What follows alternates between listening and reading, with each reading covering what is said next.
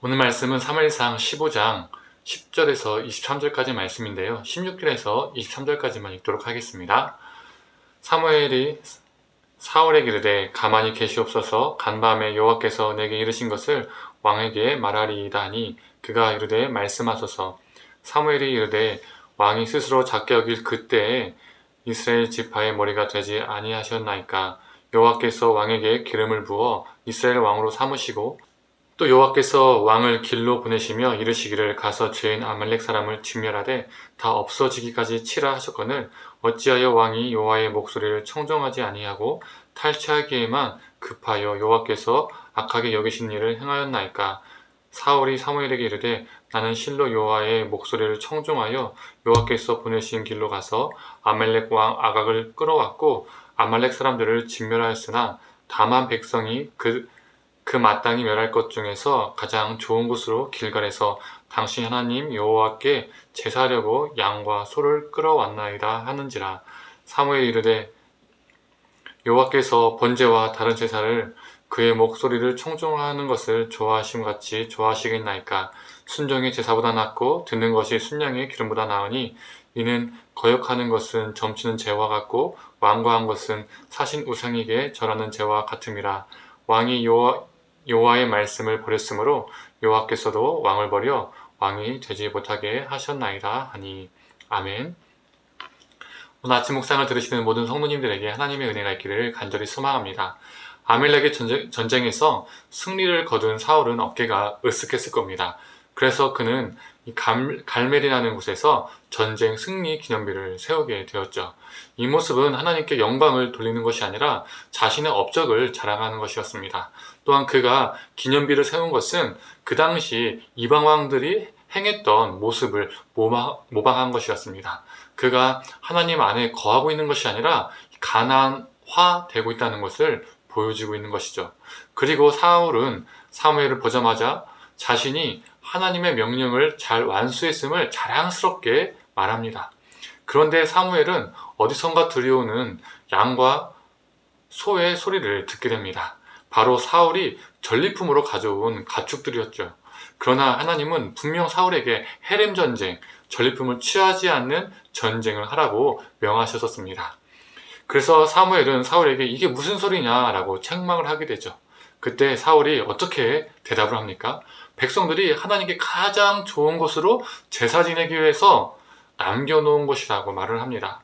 사울은 백성들에게 그 모든 책임을 돌리고 있습니다. 그런데 그걸 사울이 허락하지 않았다면 백성들이 남겨놓을 수 있었을까요? 사울이 남겨놓은 것을 허락했거나 묵인했기 때문에 백성들이 그 가축들을 가져올 수 있었고 그 가축들이 살아 있었던 겁니다. 사울은 왕으로서 헤렘을 할 수 있었지만 하지 않았던 겁니다. 백성들에게 책임을 돌린 것도 옳지 못한 것인데 그가 가축을 남긴 핑계가 더 가관입니다. 하나님께 제사 드리기 위해서 가축을 남겼다는 겁니다. 백성들이 제사를 드리기 위해서 남겼다고 말하고 있지만 그것은 백성들 향한 책임을 돌리는 것, 핑계대는 것일 뿐 그가 말하는 것은 제사 드리기 위해서 가축을 남겼다는 것, 이것이 포인트입니다. 제사라는 거룩한 것으로 자신의 그릇됨을 포장하고 있는 것이죠. 이게 바로 사울의 전공이죠. 사울이 반복해서 보여주는 방법, 사울이 잘 써먹는 방법입니다. 자신의 욕망과 죄악을 거룩한 것들로 포장하는 겁니다. 거룩한 요소들로 포장하는 것이죠. 이전에는 번제와 화목제로, 언약궤로, 금식으로 자신의 욕망을 포장했다면 이번에는 제사로 또 자신의 그 죄악을 포장하고 있습니다. 사무엘서 저자는 사울의 이러한 모습을 반복적으로 기록해서 독자들에게 계속 노출을 시켜줍니다. 왜 그럴까요? 우리가 사울일 수 있다는 겁니다.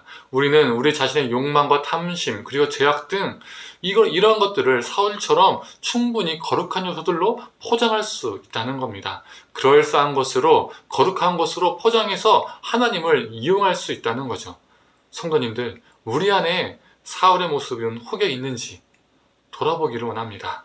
이러한 사울의 말에 사무엘이 감동했을까요? 하나님이 감동했을까요? 와, 네가 나를 위해서 제사를 드리려고 하는구나.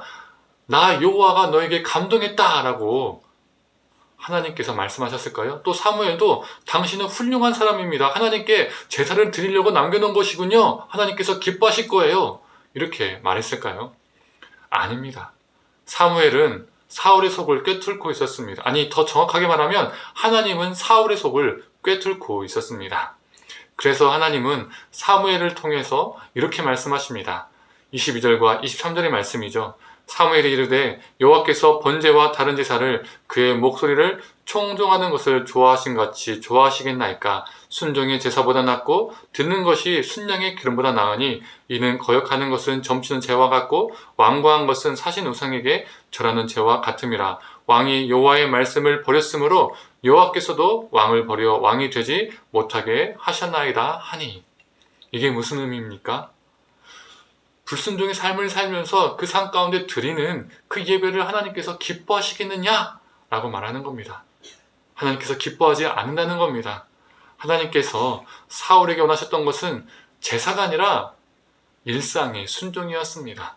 우리에게도 동일합니다. 하나님께서 우리에게 원하시는 것은 수없이 드리는 예배가 아닙니다. 새벽기도, 수요예배, 금요기도회, 주일예배, 수많은 집회와 예배를 드리는 것이 아닙니다. 일상의 순종입니다. 로마서 12장 1절을 제가 읽어보도록 하겠습니다. 그러므로 형제들아 내가 하나님의 모든 자비하심으로 너희를 권하노니 너희 몸을 하나님이 기뻐하시는 거룩한 산제물로 드리라. 이는 너희가 드릴 영적 예배니라. 산 제물로 드리라는 겁니다. 죽은 제물이 아니라 살아있는 제물이죠. 즉 우리의 삶, 우리의 일상의 순종을 하나님께 드리는 것이 하나님께서 기뻐하시는 예배라는 겁니다. 그것이 영적인 예배라는 것이죠. 우리의 일상의 순종이 하나님께서 원하시는 영적 예배입니다. 성도님들, 우리는 지금 무엇에 집중하며 살고 있는지 돌아보길 원합니다. 하나님께서 사울에게 여러 번의 기회를 주셨지만 그는 늘 불순종으로 일관했고 자신의 불순종과 탐욕을 거룩한 요소들로 제사나 언약궤나 금식 등으로 포장하고 덮으려 했었습니다. 그러한 그의 결과는 버림받음이었습니다. 우리가 어리석은 사울같이 되지 않기를 원합니다. 일상의 삶에 순종하는 것에 우리가 집중하며 살기를 원합니다. 가정에서, 일터에서, 우리가 거하는 모든 곳에서 순종의 삶을 드리며 하나님께서 기뻐하시는 예배자로, 영적 예배자로 살아가기를 간절히 축원합니다. 함께 기도하겠습니다. 하나님, 순종이 제사보다 낫다라는 이 말씀을 우리 마음 가운데 새기게 하여 주시옵소서.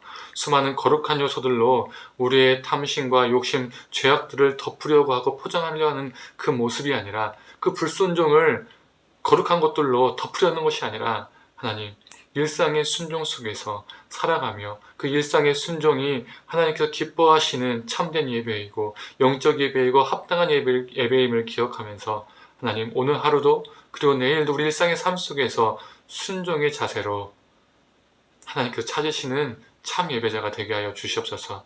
감사드리며 사랑에 많으신 예수님의 이름으로 기도드립니다. 아멘.